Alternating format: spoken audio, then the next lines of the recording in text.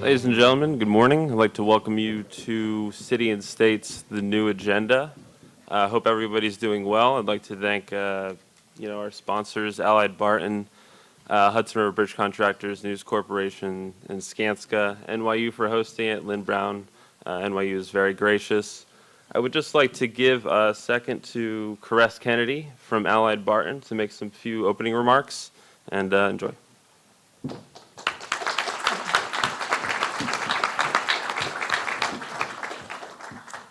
Greetings, everybody. My name is Caress Kennedy, and I'm a Vice President and General Manager for Allied Barton Security Services, New York and New Jersey region.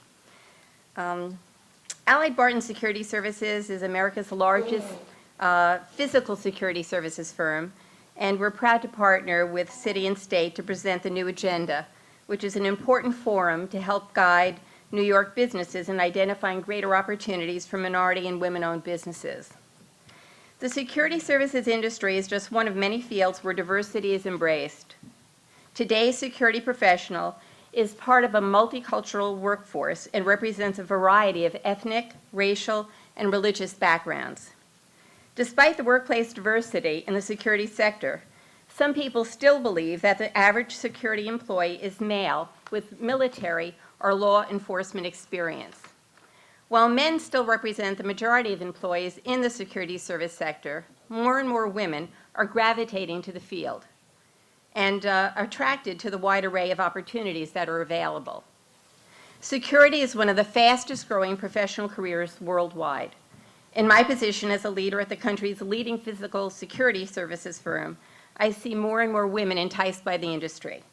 Today, my firm employs over 15,000 women nationwide in a variety of positions, everything from security officer to account manager to district manager, vice president, and senior vice president. Just as Allied Barton grabbed the mantle to become the security service leader in training 7 years ago, with many industry awards to our credit, we pledge today to become the market leader in our minority diversity supplier program. In the past 5 years, we've invested millions of dollars in minority supplier partnerships. Working with George Council, our Vice President of Strategic Sourcing for Allied Barton, and George is here today with me, we've identified dozens of minority and women-owned vendors nationwide in the office supply, uniform, catering, consulting, and security subcontracting sectors, and we have become really aligned with them. In New York, we currently work with several minority and women-owned service partners, and we embarked in a process last year to identify and qualify additional vendors we can partner with. We issued an RFI across the city with several dozen companies responding, and many completed our request, and we're narrowing them down right now. And we've identified 5 qualified companies, which include 2 women-owned businesses and 3 minority-owned businesses, and we are seeking to work with these outstanding companies in an active and meaningful way over the coming months. This area is ripe with quality-minded women and minority-owned businesses that make a positive impact on our economy, and as an industry leader, we're proud to work with them. Allied Barton, which today employs over 55,000 Americans nationwide and over 5,500 New Yorkers, is also committed to expanding the definition of minority suppliers to include service-disabled veteran firms. The patriots who have chosen to serve our country and who have made enormous sacrifices to ensure our safety and freedom also need our support. Just as Allied Barton raised the bar in training in the physical security sector, we're industry leaders in our military veterans employment programs. Through our Hire Our Heroes program, we partnered with all of the leading military assistance groups, including the Employer Partnership of the Armed Forces, the Employer Support of the Guard and Reserve, the Wounded Warrior Project. Just as we continually hire veterans, reservists, their families, and caregivers, we also need to work and seek to work with veteran and disabled veteran-owned businesses. Allied Barton is sensitive to customer requirements for diversity among suppliers, and we're proud to be a corporate member of the Diverse Supplier Mentoring Program and the U.S. Small Businesses Administration Mentor Protege Program, which is, it pairs minority businesses with a large corporation after an extensive review. We also understand that smaller firms and minority suppliers on their own may not always have the resources to offer the range of staffing options of a company of our size. In these situations, we offer a simple solution. capitalize on our resources and experience by fulfilling diverse supplier needs through us.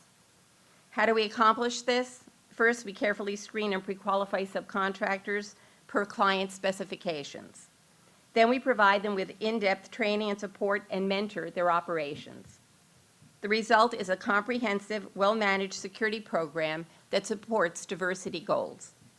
In today's business world, successful initiatives demand a blend of the best men and women representing all ethnic, racial, and religious backgrounds. As the security industry continues to evolve and tap into the greatest talent and resources, we will continue to see more and more women and minorities as senior leaders, middle managers, and new entrants to the field. The security sector offers unparalleled opportunity across multiple disciplines. It is our belief at Allied Barton that diversity in business benefits everyone. Our corporate-wide diversity partnership initiative has two primary goals.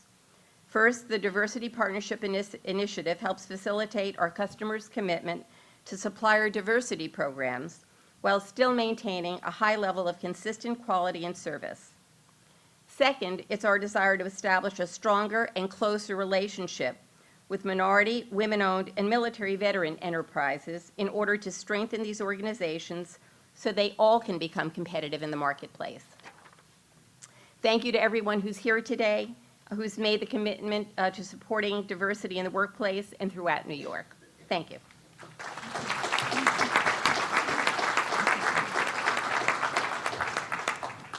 Just like to quickly thank our two co-chairs, Sandy Wilkin and the Reverend DeGraff, who were critical in developing this crucial forum. And I want to invite the Reverend up for a couple remarks and introduce the mayor.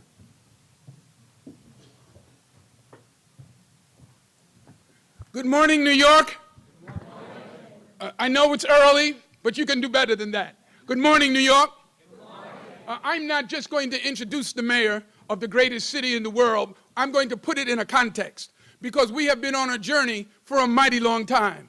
We have been knocking on the doors of power and opportunity and not getting a response for over 30 years. We've been in Albany, we've been in Washington, we've been in City Hall. But this administration decided to be responsive, and they decided to craft opportunities and be a catalyst for opportunities, not only in the public sector, but also in the private sector. You see, the whole notion of a new agenda is really an idea. They say that, Lorraine brother, they say more powerful than all the armies is the power of an idea whose time has come. And so now we're not talking about people's color. We're not talking about whether they're qualified. Today, you are making history in New York City. It has never happened before that a community called its leaders to say, what are you going to do about this issue? We're not talking about welfare. We're not talking about traffic, the environment, mass transit. We're talking about business. Somebody said, Susan Whiting, show me the money. That's what this is all about. We don't just want to apply and be certified. We want to be part of the economic lifeblood of the city of New York. Well, we couldn't have gotten here today but for one man whose administration was dealing with something traditional, the collective bargaining agreement. The talks stalled. Some elected officials said maybe another community needs to be at the table. And my favorite deputy mayor in all the world, Mr. Mayor, Cass Holloway, invited us in. And we became part of an agreement that was historic, that created opportunities in the workforce. And Alfred, it used to be that we always wanted just a job. We want a few jobs. And so we would only talk about workforce. But now we want jobs and contracts and seats on the board. We want the whole package. That's the new agenda. And so, at NYU today, that New York is beating a path to our doors because an idea whose time has come. The mayor of the greatest city in the world will speak shortly, but then those who would seek to follow him will come, and they will answer our questions on diversity, what their plans are and what their visions are and how they view it. It's not an option. All of them are going to be here. So this is an empowerment moment, and it couldn't have been possible without this mayor. And we salute his leadership because people forget what it was like when he first took office after 9/11. He brought us back from the brink, stabilized us, and got us going again and balanced the budget. And so he's brought that same leadership and vision to this problem. And so there are many people here from agencies, but I want the people who are here from agencies to know there are many business people here and people who are advocates who are here. And so we ought to be listening to one another, not just the panels, but the person who's sitting next to you is a VIP. So I would like now for you to put your hands together and to say thank you for the man I call Captain Courageous, the mayor of the greatest city in the world, the Honorable Michael Bloomberg.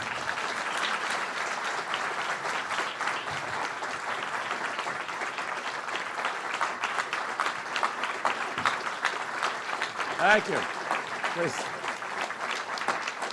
You know, as soon as the Reverend learns how to be expressive and enthusiastic. Good morning, everyone, and I wanted to start out by thanking City and State for hosting such an important forum. I was going to start by reading the City and State birthday announcements, but I know everyone has already seen them on first read. Now, I must tell you, this is a true story. I get up in the morning, my first read is Bloomberg View. Two reasons. One, the name on the door. And number two, it's there a lot earlier than the first read. But my second read is yours. Now, how either of us are going to monetize that, I have absolutely no idea. But for what it's worth, I did that. And, Caress, I just wanted to point out, you talked about diversity in security. The NYPD and the Corrections Department are both majority minority, and I would think the percentage of women casts about 35%, something like that. So it is not just a white men's security thing. We have been able to, in both those agencies, attract an enormous, broad group of people with lots of different backgrounds and lots of different experiences, and I think that's what's made both agencies as effective as they as they are. Reverend DeGraff, thank you, all kidding aside, for that introduction. You're too kind. It is the people that we've been lucky enough to have join the administration that have really made the difference. And Kaz and I are two out of something like 280,000 people that work for our administration for this government. And we're not perfect, and we haven't gone as far as we would like. We do have countdown clocks at City Hall, and I have one in my bathroom at home. For the record, there is 597 days, I think, left to go, and all our countdown clocks have signs on them, make every day count. And I can just tell you, up until midnight on December 31st, 2013, we will do everything we can to leave this city in as good a shape as we can, and to give whoever comes after us the tools to take it to even greater heights. I hope that the mayor that follows me is better than I ever was. I'm going to live in the city. My kids live in the city. And we want to always build and give the tools to the next generation to go and do things that we never really imagined. Expanding economic opportunity is what we're here to talk about. It is central to the mission of 100 Black men, and Reverend DeGraff has been a great partner with our administration. And together we are working to ensure that when it comes to doing work for the city of New York, whether it's building a school, providing social services, or meeting dozens of other needs that New Yorkers have, the opportunity to get that work is available to the largest, most diverse group of firms possible. I also want to thank today's co-chairs, Sandra Wilkin, President Emeritus of the Women's Builders Council. She is also president of Bradford Construction, a certified woman-owned firm that works on 75 to 100 public schools in an average year for our School Construction Authority. And I think she certainly understands firsthand the challenges of running a company and of working on public projects. Dealing with government is never easy. There are lots of built-in protections, and every time there's a scandal, we add another level of protection, which probably makes it harder to work with government, but that's the real world. I have been asked 1,000 times what's the difference between government and the private sector, and I've pointed out that the private sector really is a dog-eat-dog world, and government is just the opposite. Got to think, and I always listen how long it takes before you get... You guys scored a C, that's okay. New York is bringing renewed energy, I hope anyways, and I think it is, and focus to this area. Our administration believes that economic growth should benefit all communities. That's what our five-borough economic development strategy is all about. If we hadn't started a five-borough economic diversification plan 10 plus years ago, we would have been in very big trouble with this economic downturn. Fortunately, we did. It doesn't prevent us from hurting and suffering, but it makes the pain an awful lot more tolerable, I will say. The foundation of our strategy is investing in the city's future in every neighborhood through good times and bad, and we continue to invest in the things that attract families and businesses to New York. Infrastructure, housing, education, and sustainability, and that strategy really has paid big dividends. If you look at the numbers, New York City has gained back more than 190% of private sector jobs lost during the recession, while the nation as a whole has gained back only about 40%. Now, there are still far too many New Yorkers out of work and far too many people who are struggling, so we can't back down from our strategy, and we are not. You should know that there are more people working in New York City today than ever before in history. Having said that, we still have a lot of people coming here who are looking for work, and so it is a never-ending problem for us, but also a never-ending opportunity. We want people, particularly immigrants from around the world, to come to New York. This is the city of opportunity, and it's what makes all of us benefit when people come here and start businesses and come with new ideas and that sort of thing. Last month, we put forward a budget that includes nearly $40 billion in capital investments over the next 5 years. That includes more than $15 billion in infrastructure investments and nearly $11 billion in investments in education. And we're determined to ensure that every community in New York has the opportunity to take part in that work, as well as the opportunities to do business with our city. The more people that apply to do business, the more options the city's going to have, the better quality work we're going to get for a lower price. That's what we owe to the taxpayers, and we want to make sure that everybody can participate. That's what we owe to the workers in this city. It's our city, and we all want equal opportunity, but nobody should think that you're not going to have to work hard. This is not an easy city. People don't come here to put their feet up on the chair and just to have the government support them. People come here for opportunity. And the difference between those that succeed and those that don't is to some extent luck. But, you know, there's the old saying, the harder you work, the luckier you seem to be. And I think we all understand that. We are determined to make sure that every community has the opportunity. And our commitment is anew. Over the past 6 years, we've made significant strides, I think, in removing barriers to city contracting opportunities for minority and women-owned firms. Since December of '05, when we passed Local Law 129, expanding contracting opportunities for businesses owned by minorities and women, the number of MWBE firms that are certified to do business with the city has grown from 700 to more than 3,400 today. 700 to 3,400, it's a big jump, and those firms have received more than $2.7 billion in city contracts. In 2011 alone, nearly $563 million in city contracts were awarded to firms owned by minorities or women, and that includes firms like Recon Construction Company, which is owned by Gloria Kemper. Recon has worked with the city's Department of Environmental Protection, Sanitations, and Parks on a number of subcontracts valued at over $30 million. Some firms have won small contracts, like American Fire Control, a fire extinguisher maintenance company that won a $25,000 contract with the NYPD 1 week after attending the 3rd annual citywide procurement fair, and hopefully that leads to a lot more business for that company and for similar companies. And some firms have won very large companies. Padilla Construction, which recently won a $13 million contract with the Parks Department.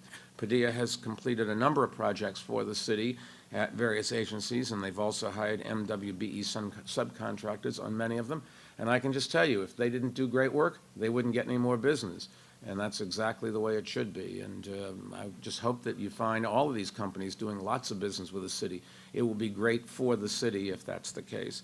This is real progress that benefits our entire city, because as more businesses are able to open, operate, and expand, the stronger New York City's economy becomes and the better prices taxpayers get for public works and services.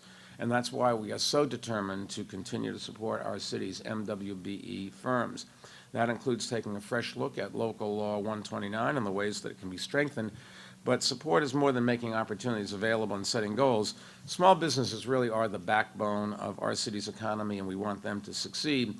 And that means addressing some of the chronic problems that cause small businesses, including minority and women-owned businesses, to fail. I do remember the days when my company was one person, and then 3 days later it was like 4 people. Today it's, I'm told, 16,000. I keep meeting people and they say, "Oh, we miss you." And I say, "Great, how long have you been in the company?" 2 years. Great, that's really nice. But, there's the old joke that you can always tell who owns the company by who's sweeping up at the end of the day after everybody's gone home. And the challenge and the thrill and the worry, but also the excitement of creating something is something that I will never forget. Now, I don't know that I'm going to be young enough to go do it again when I finish this job, but I will say that my hat's off to people that have a vision and are willing to take a risk. And it doesn't always work out. But somebody once said that the difference, you can tell a great salesman by when they knock on the door and the door is slammed in their face, and they go to the next door and they knock on the door knowing they're going to make the sale at the next house. A great salesman knocks on the same door.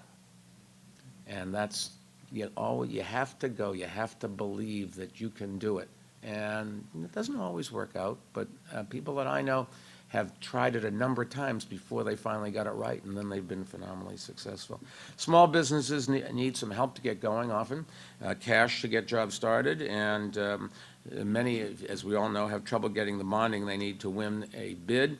Other firms never apply for city work in the first place because they are concerned about the requirements or what they think the requirements are. And so we've launched a bold new set of initiatives to help address these challenges. It is called Compete to Win, and it's one of the many centerpieces of our administration's effort to continue moving our city's economy forward.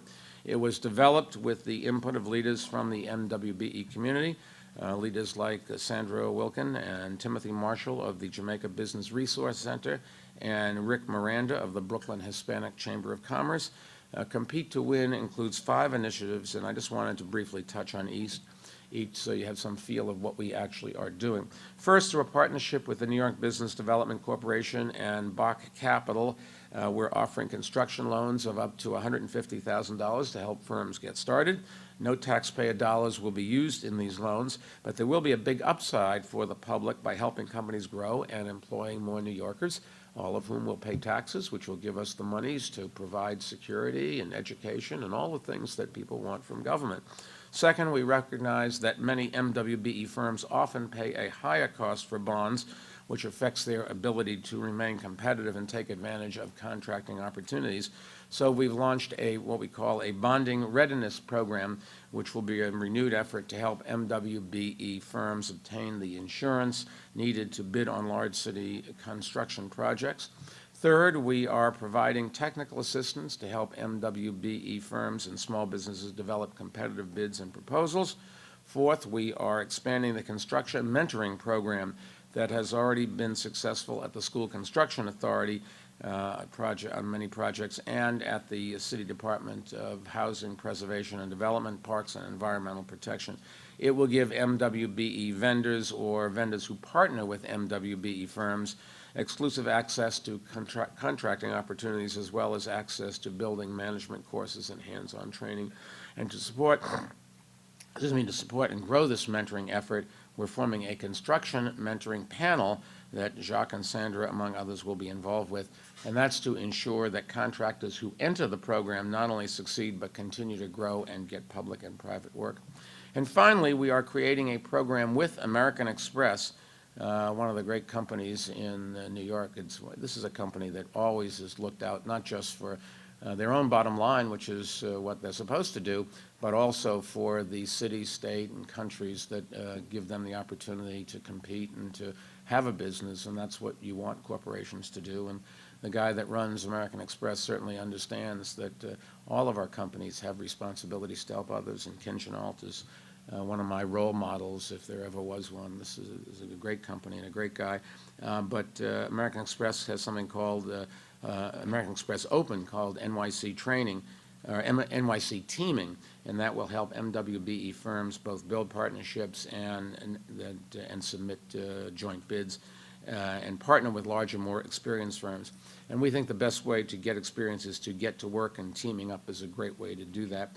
We're also working with partners like Goldman Sachs and Bank of New York Mellon to better equip MWBE firms to develop the relationships and skills that will allow them to win private sector contracts. So there's a number of companies here that really are making a difference. They've been successful, and they're going to help other people be successful. In support of Compete to Win, we're also hosting job and informational fairs, excuse me, in all 5 boroughs, so that entrepreneurs and other business leaders won't get the same cold that I have, but also know about upcoming opportunities. Compete to Win is a multi-agency effort being led by Deputy Mayors Kaz Holloway and Bob Steele, and Commissioners of Small Business Services Rob Walsh, and Senior Policy Advisor Greg Mayers on Deputy Mayor Holloway's team is the New York City's chief liaison with stakeholders who represent MWBE firms and programs. Now, all of this work is in line with our administration's commitment to help every New Yorker, every New York business overcome the obstacles that they face, whether they're starting up or trying to expand. That's why we created a joint certification form with the state, because if a business is certified with us, we think it should also be certified with the state as well. That's going to give New York workers and New York companies an opportunity to do business around the state and bring some of their profits back to the city, which is what we like. The progress we've made in New York is the product of a strong partnership with elected civic and corporate leaders. We're going to continue working together to ensure that business opportunities are available to everyone. New York, as everybody knows, is a real competitive city. You have to work hard to succeed here. But if you are willing to work hard, we are prepared to help you. And together, we really are going to make this city better. I'm very proud of the progress we've made. Nobody should think that it is adequate. Nobody should think that we should rest on our laurels. And nobody should think that we'll have all of it done before we leave office. But hopefully, we will set an example for those who come after us to not just talk about doing things, so thank you, not just talk about making the world better, but actually doing something. And I hope we'll look back and say that we were part of it. Thank you for having me. God bless, and have a nice day. Stay right here. This is an action day, so we want everyone here to take some action while you're here today. There are decision makers here. There are people who let contracts, who decide about policies and programs. You need to connect. As best practices in diversity, doesn't matter what the deputy commissioner says, what the director of communications says, whether it's public or private. If the person at the top doesn't get it, it's not going to happen to its full potential. And so today is significant because the mayor has demonstrated that the person at the top gets it. And so his leadership and his team are now saying to New Yorkers in the public and the private sector, it's time to get with the new agenda. Now, the next point in the program is this. It's called Let's Make a Deal. Everybody can't shake the mayor's hand, but you can shake the person's hand next to you. So we want you to introduce yourself to the person next to you, make an appointment some point in the near future while the mayor makes his way out. There's coffee in the back, and then put on your action shoes because we're getting ready to take care of business. We'll be reconvening right here. Thank you so much.